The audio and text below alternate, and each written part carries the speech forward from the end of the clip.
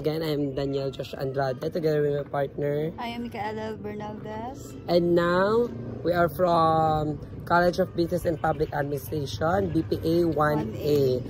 And our historical archive po is Cotabato City Old Mega Market. Fire accident. And now, pupunta po tayo dun sa sa Mega Market para po makita kung fully developed na po ba siya o ano po para makita natin kung ano na po yung kalagayan ng Mega Market. Okay, alam nyo, during that time, while isa rin po ako sa witness ng fire accident that time, pero kailangan talaga natin ng ma-prove na mga talaga ng witness sa super. And now, during that time po sa sunog po,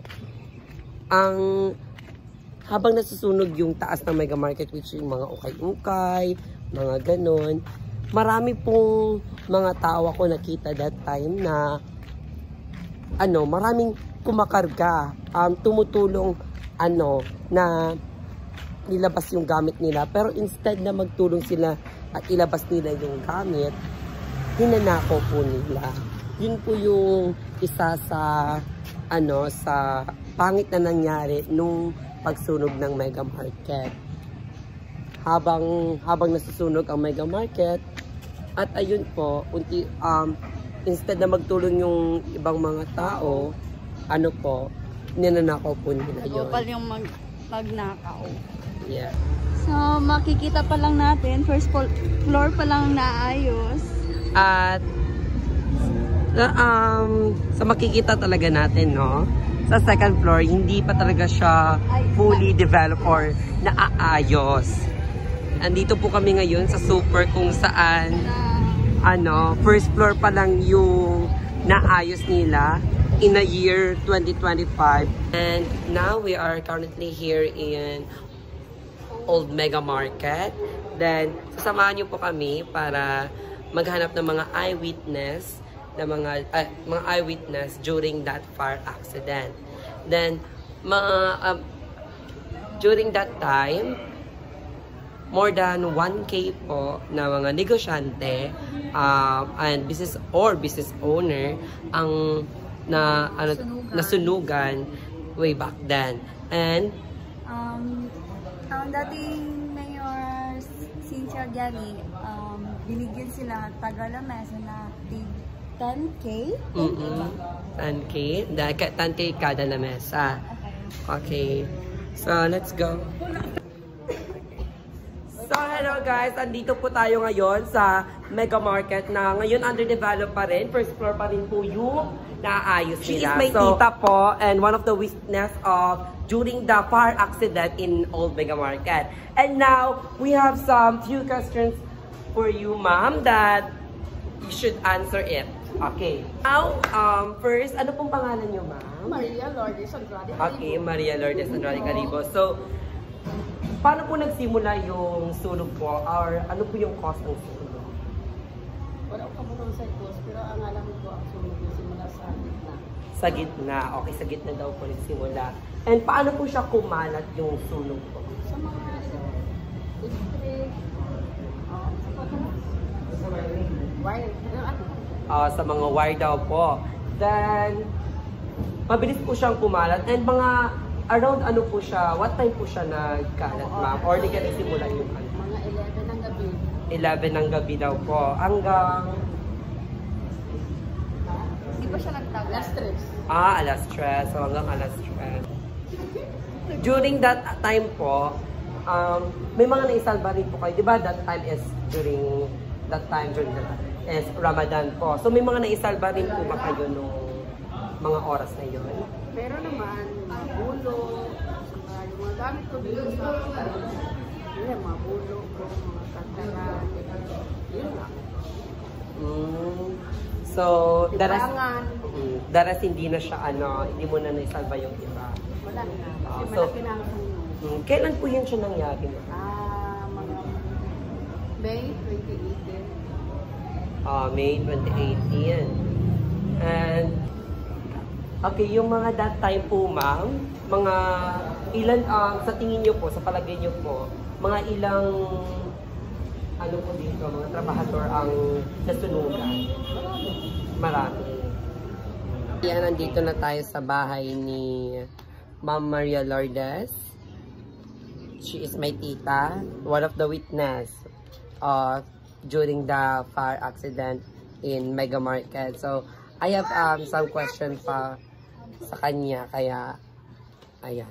Okay, ma'am, that time po, after po nung fire accident, way back 2018, May 21, ano po, after po nun, saan po kayo nilagay since ang pwesto nyo? Saan rin po dati?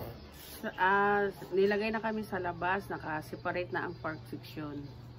Then, nung dati po, saan po kayo? Doon sa labas, yung dati. Doon pa rin sa labas. Bali, parang ang lahat ng park section is, ano na siya, isa lang. Yung dati, naghiwalay na kami. Hiwalay. Before yung, ano ba na, itong pagkatapos sa sunog. Tapos, tapos sa sunog, naghanap kami ng pwesto namin sa labas. So, nakahiwalay talaga kami sa lahat. Di ba that time po is yung may mga, dito po may mga gulay, dito is, doon po ba kayo talaga sa dulo? Sa dulo talaga kami. Sa dulo talaga, ang mga pork section. Okay. So, ma'am, we have here a token for you, for appreciation, kasi na-appreciate po namin yung mga sagot nyo, and na-appreciate po namin yung time and effort na binigay nyo sa amin. And thank you for the time. And yun lang. Ito po, ma'am. Ay, thank you. Ay na, may merienda ako na libre, Kim.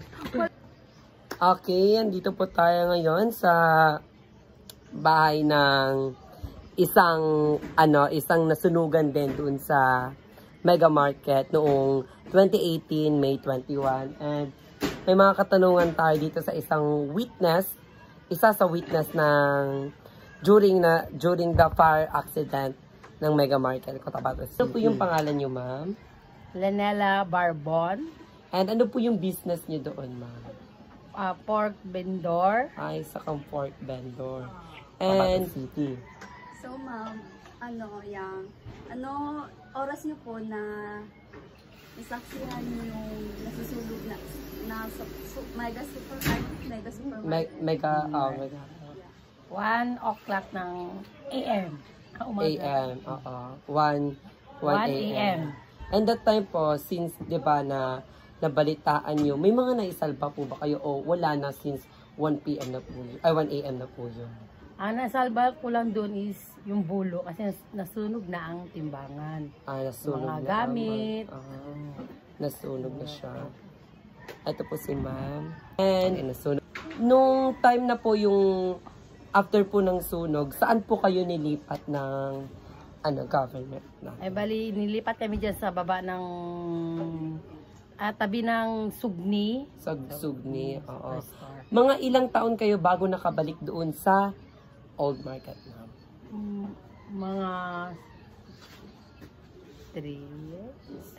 2 years, okay.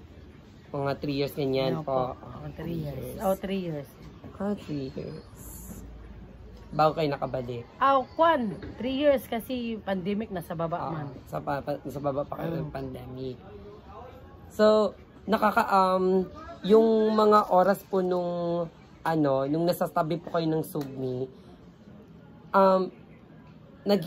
di ba, alam naman natin na malakas yung bentahan nyo dun sa loob ng Old Market. Nung nasunog po yung Old Market, malakas rin po ba yung bentahan nyo doon sa tabi ng Sugni? Malakas din, ganun din. Kasi pa mga suki, naghahanap din. Alam din nila doon ang ginilipat ang protection. Okay. Isa pa sa tanong namin, last na po na tanong namin sa since andun ka during pagsunog, since 1 AM mo naman siya na diba na nasaksihan, nalaman. Sa mga oras na yon, ano pong parte ng Mega Market ang nasunog ang nauna, sa baba o sa itaas? Sa itaas. Sa itaas. Okay. We have here a token for you for token of appreciation na ito po. Okay. Yes. Ma'am,